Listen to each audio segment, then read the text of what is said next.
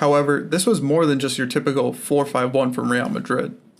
So instead of being your standard 4-5-1 from Real Madrid, Ancelotti basically said, "Hey Pep, I know you're going to take advantage of the box midfield, so what if we just prevent it altogether as hard as we can?" This meant players such as Cruz, Modric, Valverde, Rodrigo, and Vinicius, all man-marking those center four midfielders, creating that box midfield. It created a Manchester City mid-block that was extremely narrow in the midfield. I mean, look how many players Real Madrid have in the center of the field. Even when a player like Kevin De Bruyne or Gundogan would shift to the outside to try and get some freedom away, someone like Valverde, Modric, or Cruz was willing to follow them all the way on the outside to help their fullback, so that they wouldn't be able to use their midfield box to create an overload anywhere on the pitch. This kind of made playing through the middle impossible for Manchester City for most of this game, and it was really hard for them to gain any traction through the middle of the pitch.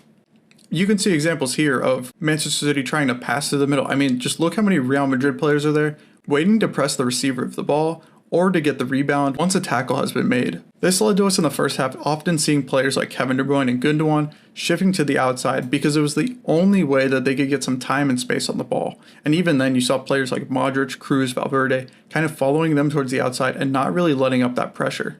So for a lot of the first half, we saw Manchester City controlling the game with their possession of the ball like they typically do during games. However, when Real Madrid did get the off chance and the odd counterattack from a Manchester City mistake, this is how they capitalized. They usually kept Vinicius Jr. high and outside. He was literally hugging the halfway line and the touchline at the same times at some points during the first half. I mean, and just look how much space it gives him for Cruz or Modric or Valverde to pick him out from across the field.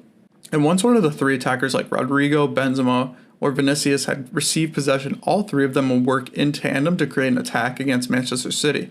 Typically, it was kind of a 3-on-3 attack, the three center backs that Manchester City were deploying, and this worked really well. I mean, Ancelotti gives these three forwards as much freedom as they want to move across the front three, and this created a lot of problems for Real Madrid in the first half.